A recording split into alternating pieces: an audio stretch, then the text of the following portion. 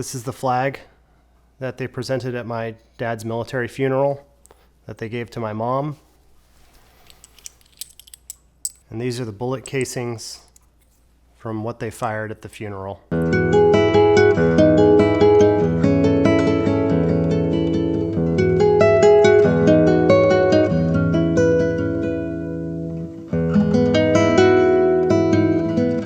I know a lot of you knew Dad. You had seen him in my videos. I luckily had a job that allowed me to come home and move in with him to take care of him for the last year. And I was able to include him in some of my videos. And the reason I did that is because, well, one, I love my dad. And two, he's incredibly authentic. And I just thought that people would benefit from getting to know him briefly. It also kind of gave him a little extra added sense of purpose while he was fighting his cancer. Last month, he said that he was, hoping he could hang on a few more years.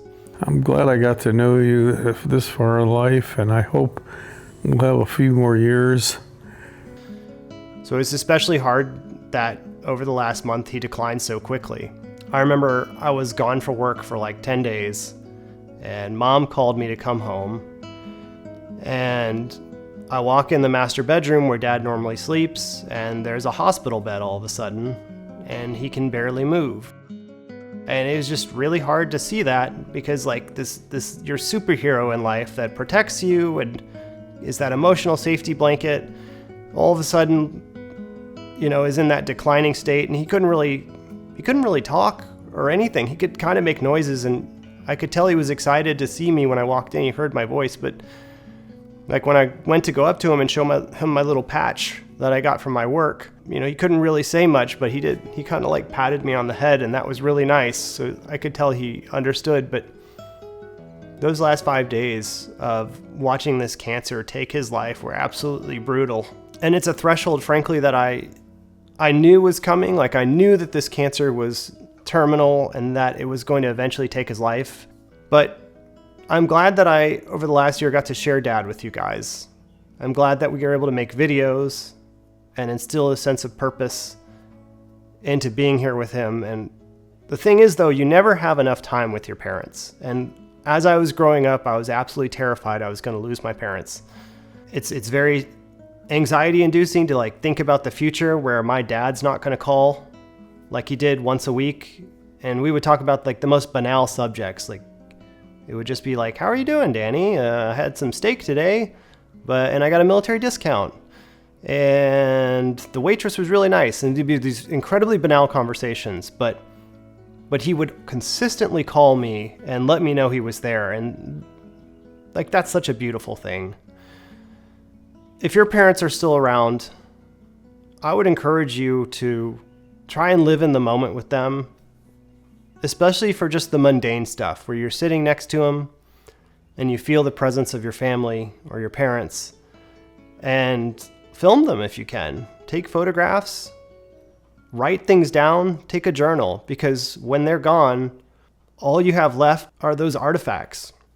The immense grief I'm feeling right now is basically all of this love that I want to give to him, that I want to hold him. I want to let him know how much he means to me, and I can't do that right now. And it really hurts. And I just don't know how I'm going to continue on without him. It's especially painful to like hear the silence in the house now that he's no longer here. Look at the spaces that he occupied, that he can't be there anymore. It's just very hard to feel hopeful about the future. One thing that I've been very surprised about, though, is how much I like feel his presence still. Meaning, like I still feel it in here. And I remember 2 years ago when I talked to Dad, and I told him how worried I was about him after finding out he had cancer. And he looked me in the eyes and he said, Danny, I'm never going to leave you. I'll always be in your heart. And as corny as that sounds, like that actually it meant a ton to me, because like I do feel him. Like every instant of my last 38 years has been with him here on this earth.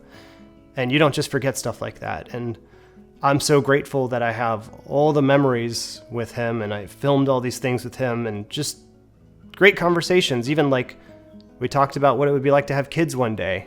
I don't know. I think more so because I think it would benefit you Yeah. than me. It's not going to benefit. course, we've already had you and Ann and raised you and everything, and yeah, and it'd be great to have And grandkids are more fun, grandkids, but Yeah. I think it would be good for you. I mean, it'll make your life more enriched. And I'm so grateful that I have that in his journal to look through. There's going to be a video coming out in a couple of days, and Dad is in it. But we filmed it months ago. So when you see that, I'm not trying to be disrespectful. It's just that the release date of that speaker video has finally come to. And Dad is in there, and I acknowledge and appreciate if you want to leave a comment about Dad there if you see him. I'm sure he would get a kick out of it. And one of the last things he told me was that don't do things that don't make you happy, because you're going to have to do them for a long time. So one of the ways I want to continue to honor Dad is to continue to do the channel and make videos, because it's something that makes me happy and I really enjoy it. So I think by doing those things and trying to find things that make me happy, that's a great way to honor him, and he would want that for me. So I want to thank you guys for being here and hearing me talk about my dad a little bit. I hope that you're doing well today. And I know things will slowly get better here, but it's going to be a long time. I love you, Dad.